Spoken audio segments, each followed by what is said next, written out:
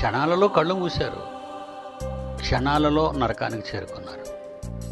నువ్వు చేసిన పాపాలు నీ ముందు వెనుకలా ఉంటాయి. కొందరి పాపములు తేటగా బయలుపడి న్యాయపు తీర్పునకు నీకంటే ముందుగా వెళ్ళిపోతున్నాయి అక్కడికి. మరికొందరి పాపాలు వారి వెంట వెళుతున్నాయి.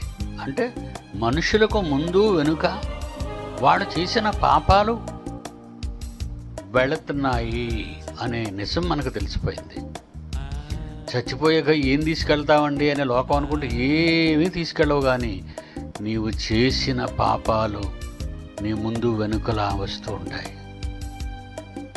ఇంకా అక్కడ సాక్షులు, ప్రత్యక్ష సాక్షులు ఇలాంటివి ఏమి లేవు. ఇక ఆర్గ్యుమెంట్స్ లేవు. అక్కడ దేవునిలోనికి వచ్చి ఘోరాలు నేరాలు చేసి కాలం తర్వాత తమ మనస్సులను మార్చుకొని దేవుని పిల్లలుగా లేదా క్రైస్తవులుగా వాళ్ళు మారితే వాళ్ళ పాపాలకు క్షమ.